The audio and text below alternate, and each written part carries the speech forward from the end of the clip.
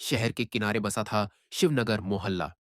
वहीं रहते थे गोपाल जी, उनकी पत्नी सुमित्रा देवी और दो बेटियां, राधा और कविता। राधा बड़ी थी, सीधी सादी, नम्र और घर की जिम्मेदारी संभालने वाली। कविता छोटी, हंसमुख, चंचल और बेहद खूबसूरत। मोहल्ले में सब कहते, कविता तो परियों जैसी है। दोनों बहनों की जोड़ी मोहल्ले की मिसाल थी। दिन भर हंसी ठिठोली और शाम को सपनों की बातें। दीदी, मैं फिल्मों में होती तो क्या बनती? भूत बनती तू।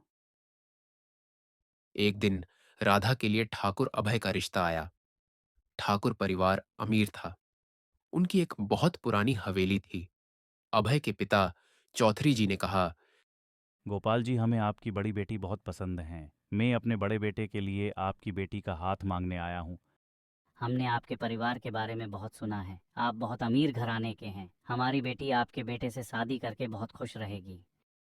शादी धूमधाम से हुई। सब बहुत खुश थे। दीदी, अब आप मुझे भूल तो नहीं जाओगी ना? तुमको कोई कैसे भूल सकता है? तुम तो मेरी प्यारी बहन हो। जब भी तुम्हें मेरी याद आए तो मेरे पास आ जाना। बहू, आज से ये हवेली भी तुम्हारा घर हुआ।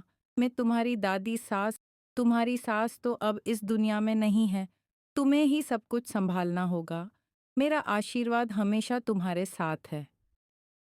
पर हवेली में पहली रात अजीब थी। हवेली बहुत पुरानी थी। चारों तरफ अजीबो गरीब तस्वीरें लगी थीं, मानो कोई भूतिया बंगला हो। बीच में एक औरत की तस्वीर लगी थी। ये मेरी माँ की तस्वीर है। उनकी एक हादसे में निधन हो गया।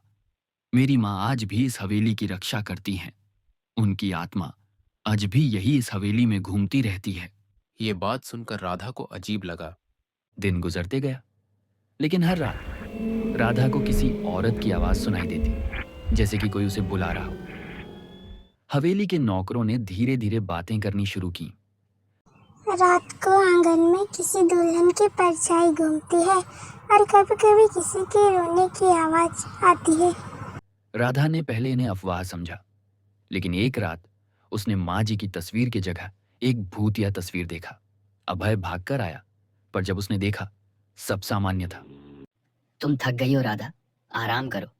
अभय ने कहा, लेकिन उसकी आंखों में डर था, जैसे वो कुछ जानता हो पर कह नहीं रहा।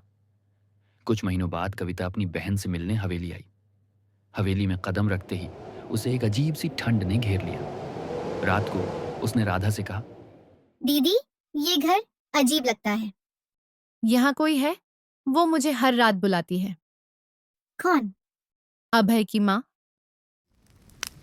उस रात हवेली में आग लग गई। किसी को समझ नहीं आया कैसे। राधा और अभय दोनों लापता हो गए। बस दीवारों पर जलने के बाद भी एक तस्वीर सुरक्षित मिली। राधा उसी लाल जोड़े में और उसके बगल में वही पुरानी दुल्हन मुस्कुराती हुई। अगले दिन हवेली छोड़ दी गई। लोग कहते हैं अब भी वहां रात के तीसरे पहर दो दुल्हनों की परछाई साथ साथ चलती दिखती हैं। एक राधा की, एक अभय की माँ की।